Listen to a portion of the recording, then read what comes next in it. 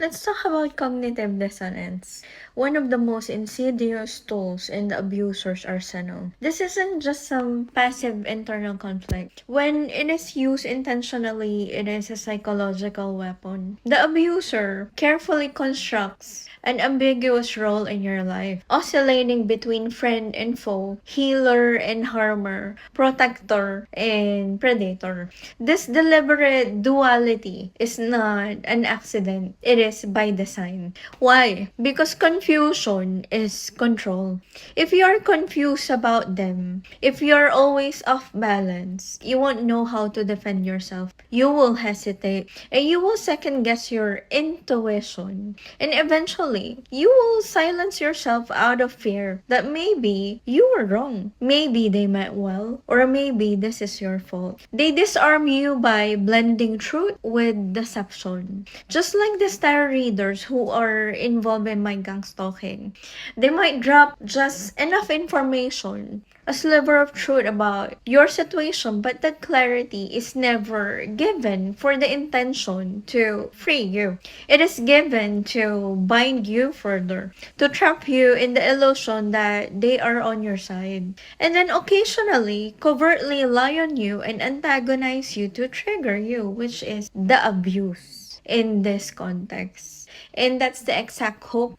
They're counting on the target's need for human need to find coherence and empathy to keep the target trapped in an abusive situation and be silenced. This is the psychological warfare that you do not see. So in this psychopathic network, these covert abusers, pain is a currency. And the most valuable pain is the one that is unseen, unspoken, unshared. And they want to inflict the kind of wound that no one else will understand, that you will carry alone, and that you cannot prove, but that cuts so deeply, it shakes your entire reality. And that is the real high for them.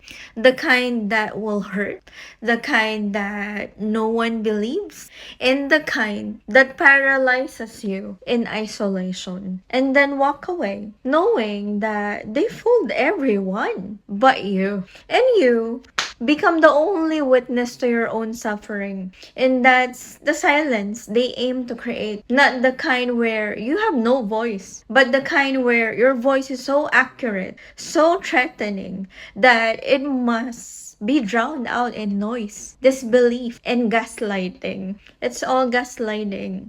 Don't you all realize that when I started speaking up about everything, now they are all claiming to be the one being gangstalked in all sorts of stories out there to mirror the situation, to deflect it and blame it on someone else. It is all gaslighting and a cover up and damage control. So what is the worst punishment for a narcissist?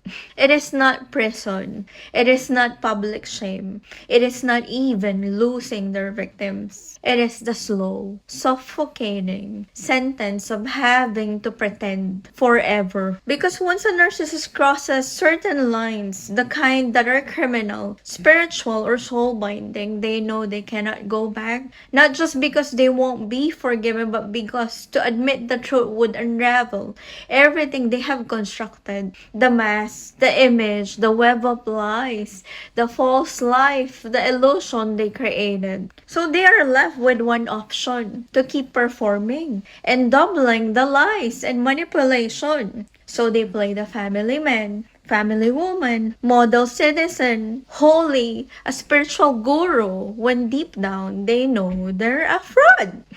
And the fear of exposure, of consequences for the rest of their lives is the punishment. They are prisoners of their own performance.